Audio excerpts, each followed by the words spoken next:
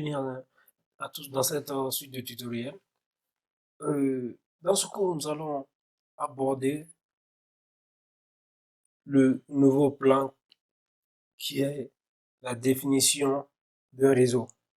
D'un point de vue linguistique, c'est un ensemble de lignes entremêlées. Euh, Par exemple, si on prend le cas des filets de pêche, qu'on appelle réseau, en français, en anglais qui est appelé fishnet. euh, Ça, ce terme, on le retrouve souvent, ce- le cas du net fait allusion tout simplement à Internet. Dans un sens figuré, on peut aussi définir comme étant un ensemble de relations, comme vous le voyez là ici, comme étant un ensemble de relations entre différentes entités. Par exemple, un réseau social, c'est un ensemble de relations entre différentes personnes partageant des intérêts communs. Et après, nous allons aussi parler des types, des différents, nous avons des types de réseaux tels que différents types de réseaux, le réseau aérien, le réseau postal, le réseau sanguin, le réseau routier, ferroviaire, et des réseaux de neurones, et etc. Tous ces réseaux sont composés de liens. Et là, nous avons aussi, qui sont composés aussi de nœuds. Et nous avons aussi ces réseaux qui vont vous permettre de partager, qui vont vous permettre de faire le partage de ressources. Maintenant, si nous venons ici maintenant au niveau du réseau informatique. Un réseau informatique, c'est un ensemble d'équipements reliés entre eux pour échanger des ressources informatiques et des ressources, c'est-à-dire des informations. Si on fait un parallèle avec le réseau informatique, c'est à peu près pareil. Donc, on a des liens.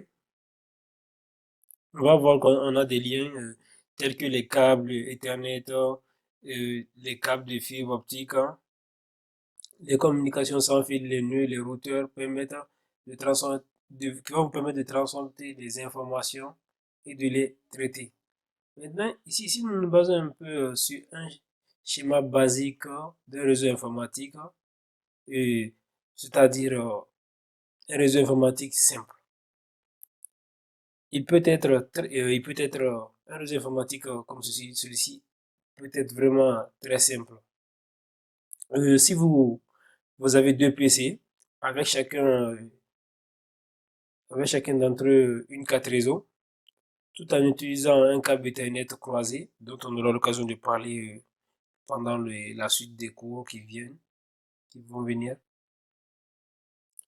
Maintenant, pour les interconnecter, vous devez configurer correctement leur adresse IP et là, vous pouvez, vous allez si vous avez deux PC par exemple, qui peuvent communiquer entre eux, et avec cela, vous pouvez changer des informations.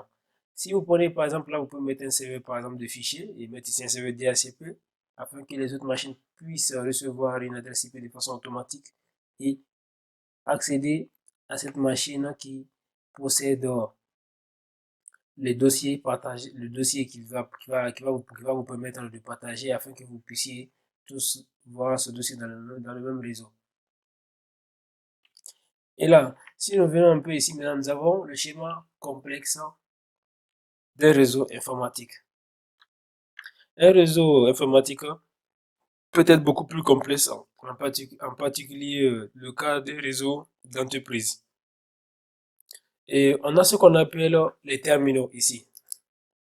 Comme je vous les ai indiqué avec ces barres, nous avons ces barres et ces crochets, nous avons des terminaux. C'est ce que vous voyez en bas là. Et on a des PC software, softphone, des téléphones IP, des imprimantes, des outils de vidéoconférence et qui vont ensuite se connecter au réseau à l'aide de ce qu'on appelle des switches d'accès que vous voyez là. Et une fois connecté aussi au niveau de des switches d'accès, soit à l'aide, et bien évidemment à l'aide d'un point d'accès Wi-Fi. Et qu'est-ce qui va se passer? Tous ces switches d'accès, ces switches d'accès là vont être agrégés au niveau maintenant de ce qu'on appelle des switches de distribution que vous voyez là.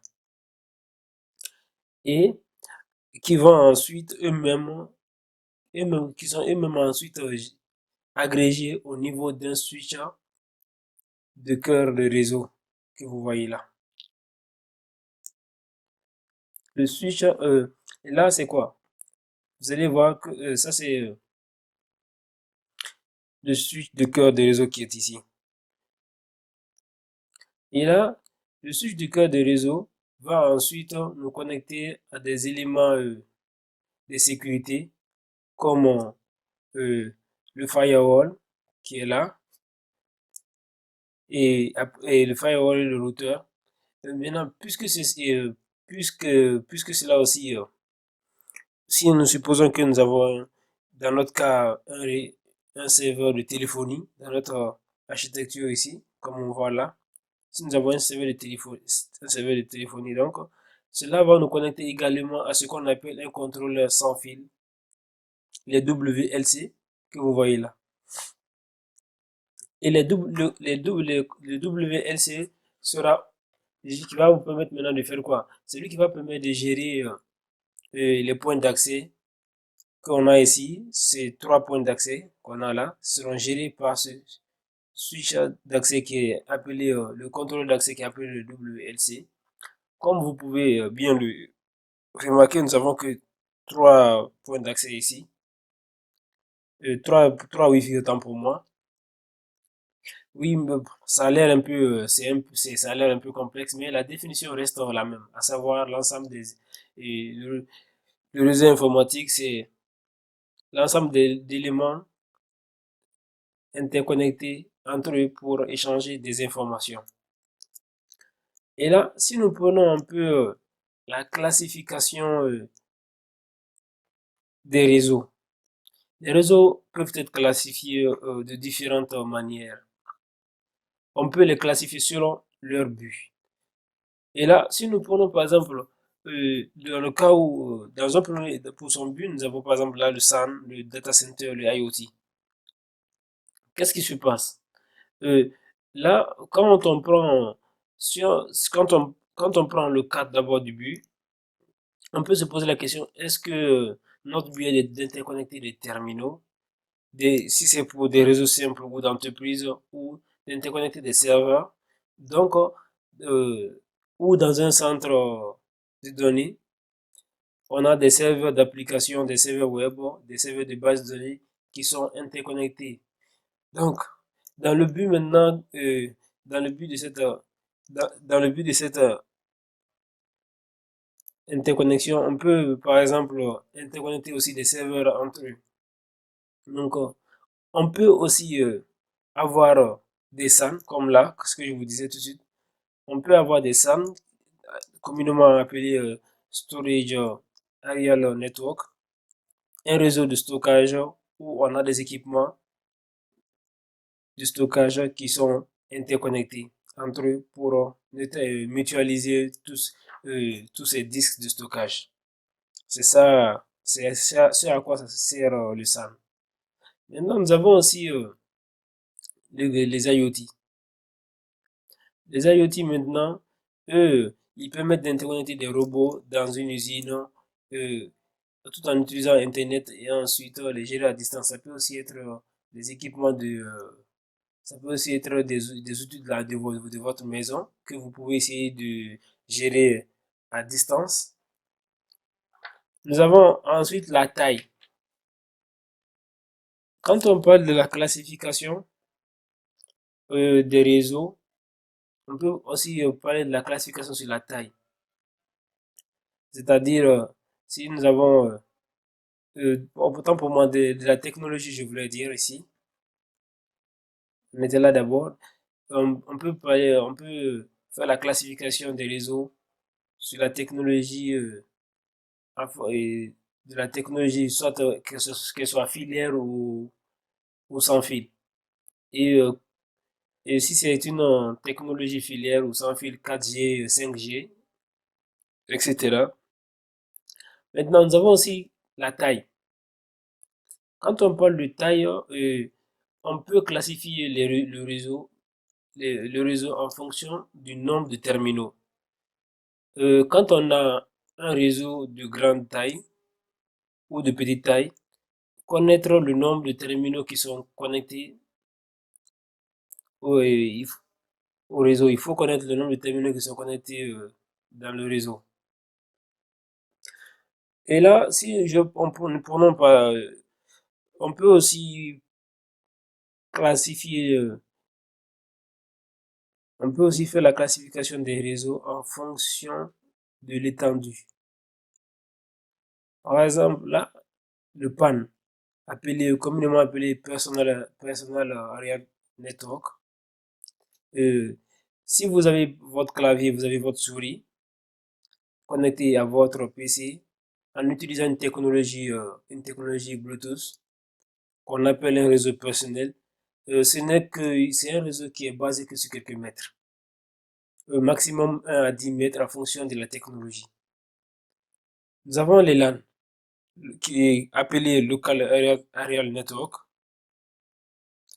qui a une étendue plus grande que le PAN, où on a des équipements qui sont interconnectés, typiques, qui sont interconnectés, comme typiquement réseau de maison ou d'entreprise, où, où les équipements ne dépassent pas une distance de 100 mètres. Et là, nous avons quoi? Nous avons maintenant les MAN. Les MAN Metropolitan Area Network pour les réseaux qui ont une étendue de la taille d'une ville ou à peu près. Nous avons aussi les WAN. Les WAN que vous voyez là, les Wide Area Network, euh, c'est les réseaux étendus, mais c'est tout ce qui permet à votre service provider d'interconnecter les réseaux entre différentes villes. Et là, on peut classifier aussi son type, c'est-à-dire euh, un réseau d'entreprise ou si nous prenons aussi par exemple le type des SOHO, qu'on appelle Small Office Small, euh, c'est un petit réseau d'entreprise ou réseau de maison. Et là aussi, vous avez les réseaux, vous avez aussi la topologie dont on peut parler. Quand on parle de la topologie, vous avez la topologie en bus, en étoile émaillée dont on va parler un peu plus dans les cours qui vont venir, qui vont suivre. Et là, nous avons quoi? Nous allons maintenant parler maintenant des réseaux d'entreprise, qui est vraiment notre point focal. Ici, nous allons, vous devez d'abord savoir quoi? Euh, pour, euh, pour notre réseau d'entreprise, types, nous avons deux types de sites. Nous avons le site central et le site distant. Dans le site central, on verra le LAN, filaire, le Wi-Fi, les access points, et les WLC, les data centers, les connexions Internet et firewall. Maintenant, qu'est-ce qui se passe? On peut, au niveau de nos sites, quand on a les sites distants qui ont eux-mêmes des LAN locales, qui ont leurs propres ressources locales limitées, ça c'est pour, comment dit-on? Ça c'est pour le cas des, si vous prenez dans le cas dont on parle maintenant des sites distants,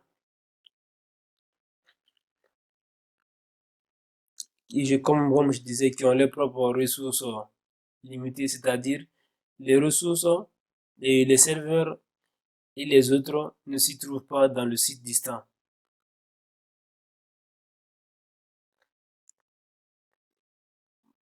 Les ressources que vous voyez dans ton site ici, le LAN et WC ne se trouvent pas dans le site distant.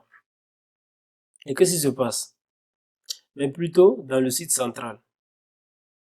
Parce que là, vous voyez le LAN. Vous avez le LAN ici, dont on dit qu'il est en local, les ressources sont limitées, la connexion WAN, ou tout cela, comment on appelle ça, peuvent se trouver, euh, on peut les retrouver dans le site central et aussi dans le data center.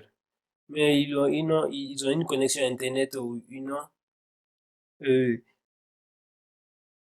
connexion qui va les permettre maintenant de se connecter au site central pour retirer profit des ressources. Donc, le réseau informatique, vous devez savoir quoi, est un pilier de votre entreprise, c'est-à-dire c'est la colonne vertébrale de l'entreprise. Votre adresse IP n'est pas fonctionnelle. Si votre adresse IP n'est pas fonctionnelle et que le réseau ne fonctionne pas, euh, d'où vient la réalisation d'un bon design? Parce qu'il faut avoir un bon design pour avoir un aperçu du fonctionnement de votre réseau. Et là, ce qu'il faut savoir, c'est quoi? Comme je le disais, le design d'un réseau d'entreprise est vraiment important. Et surtout, si nous prenons par exemple l'exemple, et un exemple, nous avons ici un exemple d'architecture. Et là, qu'est-ce qui se passe? Nous avons ici un data center qui est là. Vous avez d'abord ici votre site central là, nommé réseau campus. Et le data center, il peut être soit inclus dans le réseau d'entreprise, soit complètement éloigné, complètement séparé plutôt. Et, et une interconnexion entre eux sera faite pour afin qu'ils puissent garder les liens en utilisant une interconnexion WAN qui a été utilisée ici pour que les deux puissent communiquer entre eux. Vous avez aussi vous avez vos sites distants et vous avez des travailleurs qui sont là. Vous avez vos sites distants qui sont là, vos travailleurs qui sont là, qui travaillent chez eux.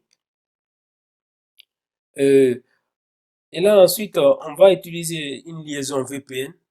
On va utiliser une liaison VPN qui va permettre aux gens d'accéder aux ressources euh, qui sont dans le site central ou dans le data center.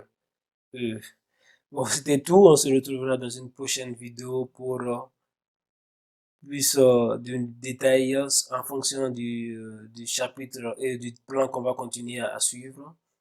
À très bientôt. Surtout, n'oubliez pas de vous abonner et de partager ce nouveau cours que vous avez trouvé. Si vous l'avez trouvé intéressant aussi, n'oubliez pas de laisser un commentaire. À très bientôt.